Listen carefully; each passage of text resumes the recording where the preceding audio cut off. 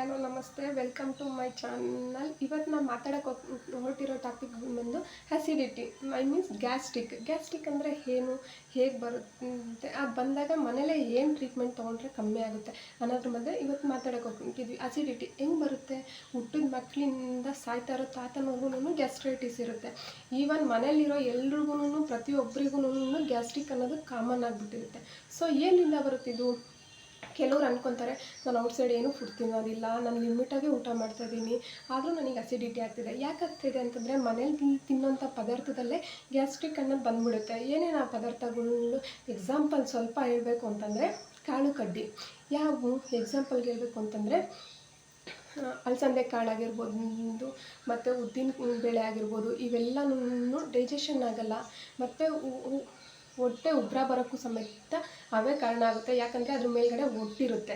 ಮತ್ತು ಉಳ್ಳಿ ಮಳಿಗೆ ಕಾಳಾಗಿರ್ಬೋದು, ಯಾವುದಾದ್ರೂ ಕಾಳಿನ ಅಂಶ ತಗೊಳ್ರಿ, ಅದ್ರ ಮೇಲ್ಗಡೆ ಒಟ್ಟಿರೋದ್ರಿಂದ ಅದು ನಮ್ಮ ಹೊಟ್ಟೆ ಒಳಗಡೆ ಡೈಜೆಷನ್ ಆಗೋಕ್ಕೆ ಟೈಮ್ ತೊಗೊಳುತ್ತೆ.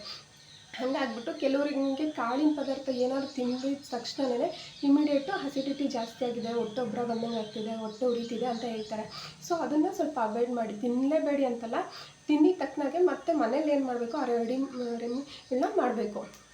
ಅದಾದಮೇಲೆ ಕೆಲವರು ಚಿಕನ್ ತಿಂದರೆ ಅಸಿಡಿಟಿ ಆಗಿದೆ, ಗ್ಯಾಸ್ಟ್ರಿಕ್ ಆಗಿದೆ, ಆಗ್ತಾಯಿಲ್ಲ, ಮಸಾಲೆ ಐಟಮ್ ತಿಂದರೆ ಹಿಂಗಾಗುತ್ತೆ ಅಂತಾರೆ. ಮಸಾಲೆಯಿಂದನೂ ಕೆಲವೊಬ್ರಿಗೆ ಅದೇ ಥರನೇ ಆಗುತ್ತೆ. ಬಟ್ ಮಸಾಲೆ ಕಂಟ್ರೋಲ್ ಮಾಡೋದ್ರಿಂದ ತುಂಬ ಯೂಸ್ ಜಾಸ್ತಿ. ಮತ್ತು ಮೊಟ್ಟೆ, ಕೆಲವರಿಗೆ ಹಾಲು, ಇದೇನೇ ತೊಗೊಂಡ್ರೂ ಬೇಗ ಗ್ಯಾಸ್ಟ್ರಿಕ್ ಆಗ್ತಾಯಿದೆ ಅಂತ ಹೇಳ್ತಾರೆ. ಹಾಗಾಗಿ ಏನೂ ಮಾಡಬೇಕಾಗಿಲ್ಲ. ಕೆಲವೊಂದು ಸತಿ ಪ್ರತಿ ಸಲ ಗ್ಯಾಸ್ಟ್ರಿಕ್ ಆಗಿದೆ, ಹೊಟ್ಟೆ ಉರಿ ಬರ್ತಿದೆ, ಹೊಟ್ಟೆ ಉಬ್ಬರ ಇಂದ ನನಗೆ ಎಲ್ಲರೂ ಕೂತ್ಕೊಂಡ್ರೆ, ತುಂಬ ಜನ ಎಲ್ಲರೂ ಇದ್ದಾಗ ಕೂತ್ಕೊಂಡ್ರೆ ಗ್ಯಾಸ್ ಪಾಸ್ ಆಗ್ತಾ ಇರುತ್ತೆ, ಮುಜುಗರ ಆಗುತ್ತೆ, ನಮಗೊಂಥರ ನಮಗೇನೆ ಎಲ್ಲಾದರೂ ಹೋಗ್ಬೇಕು ಅಂದರೆ ಆಗೋದಿಲ್ಲ. ಮತ್ತು ಉಳಿತೆಗೆ ಬರ್ತಾ ಇರುತ್ತೆ, ಇರಿಟೇಟಿಂಗ್ ಆಗ್ತಾ ಇರುತ್ತೆ, ನಮಗೆ ಇದೆಲ್ಲ ನೋವು ಬರ್ತಾ ಇರುತ್ತೆ, ಉರಿಯುತ್ತಾ ಇರುತ್ತೆ. ಇದಕ್ಕೆಲ್ಲ ಪದೇ ಪದೇ ಹಾಸ್ಪಿಟ್ಲಿಗೆ ಹೋಗೋಕ್ಕಾಗಲ್ಲ. ಹಂಗೆ ಡೈಲಿ ಹೋಗ್ಬೇಕು ಗ್ಯಾಸ್ಟ್ರಿಕ್ಗೋಸ್ಕರ ಅಂತಂದರೆ ಪ್ರತಿದಿನ ನೀವು ತಿನ್ನೋ ಪದಾರ್ಥದಲ್ಲೇ ಗ್ಯಾಸ್ಟ್ರಿಕ್ ಜಾಸ್ತಿ ಆಗ್ತದೆ. ಹಂಗಂತಂದರೆ ಡೈಲಿ ನೀವು ಹಾಸ್ಪಿಟ್ಲಿಗೆ ಹೋಗಬೇಕಾಗುತ್ತೆ, ಇಲ್ಲ ಡೈಲಿ ಟ್ಯಾಬ್ಲೆಟ್ ತೊಗೋಬಾರ್ದು. ಸೊ ಇದಕ್ಕೆಲ್ಲನೂ ಟ್ರೀಟ್ಮೆಂಟು ಹೆವಿ ಗ್ಯಾಸ್ಟ್ರೈಟಿಸ್ ಆದರೆ ಮಾತ್ರ ಹಾಸ್ಪಿಟ್ಲಲ್ಲಿಗೆ ಹೋಗಬೇಕು. ಇಲ್ಲ ಅಂತಂದ್ರೆ ಮನೇಲೇ ಎಷ್ಟೊಂದು ಇದು ಸಿಗುತ್ತೆ ಮಾಡೋವಂಥ ಪದಾರ್ಥಗಳು, ಅದರಲ್ಲೇ ಅಸಿಡಿಟಿ ಕಮ್ಮಿ ಮಾಡ್ಕೊಬೋದು. ಅಂಥವು ಯಾವುವು? ಜೀರಿಗೆ ಕಷಾಯ ಅದರಲ್ಲೊಂದು. ನೆಕ್ಸ್ಟು ಶುಂಠಿಯಿಂದನೂ ಕಮ್ಮಿ ಆಗುತ್ತೆ. ನೆಕ್ಸ್ಟು ಈರುಳ್ಳಿ ಬೆಳ್ಳುಳ್ಳಿ. ನೆಕ್ಸ್ಟು ಹಿಂಗು, ನೀವು ಯೂಸ್ ಮಾಡ್ತೀರಲ್ಲ, ಆ ಹಿಂಗಿಂದನೂ ಕೂಡ ಕಮ್ಮಿ ಮಾಡ್ಕೊಬೋದು. ಹೆಂಗೆ ಮಾಡೋದು ಮನೆಯಲ್ಲೇ? ಜೀರಿಗೆ ಕಷಾಯ ಹೆಂಗೆ ಮಾಡೋದು? ಎಲ್ಲ ಇರುತ್ತೆ ಸಿಸ್ಟಮ್ ಮನೆಯಲ್ಲೇ, ಬಟ್ ಮಾಡೋದು ಹೆಂಗೆ ಗೊತ್ತಿಲ್ಲ ನಮಗೆ. ಸೊ ಹೀಗೆ ಹೇಳ್ತೀನಿ ನೋಡಿ. ಜೀರಿಗೆ ಕಷಾಯ ಹೆಂಗೆ ಮಾಡೋದು? ಒಂದು ಲೋಟದಲ್ಲಿ ನೀರು, ಸ್ವಲ್ಪ ಜೀರಿಗೆ, ಸ್ವಲ್ಪ ಓಂಕಾಳು, ಸ್ವಲ್ಪ ಕೊತ್ತಂಬರಿ ಕಾಳು, ಆಯಿತಾ?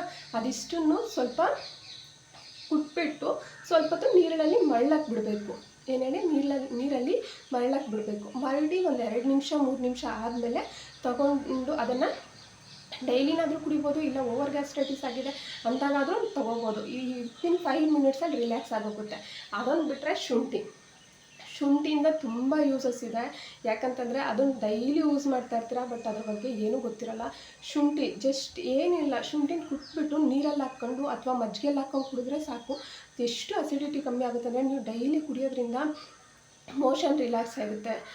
ಕೆಲವೊಬ್ಬರಿಗೆ 2-3 ಡೇಸ್ ಆದರೂ ಮೋಷನ್ ಹೋಗ್ತಾ ಇರಲ್ಲ, ಹಂಗಾಗ್ಬಿಟ್ಟು ಗ್ಯಾಸ್ ಜಾಸ್ತಿ ಹೋಗ್ತಾ ಇರುತ್ತೆ. ಸೊ ಅಂಥವ್ರನ್ನು ಡೈಲಿನೂ ಮಾಡ್ಬೋದು. ಇಲ್ಲಾಂತಂದರೆ ವಾರಕ್ಕೊಂದು ಸತಿನೋ 2 ಸತಿನೋ ನೀವು ಫ್ರೀ ಟೈಮಲ್ಲಾದರೂ ಮಾಡ್ಕೋಬೋದು. ಯಾಕಂತಂದರೆ ಎಲ್ರಿಗೂ ಎನಿ ಟೈಮ್ ಗ್ಯಾಸ್ಟ್ರೈಟಿಸ್ ಇರುತ್ತೆ ಅಂತಲ್ಲ.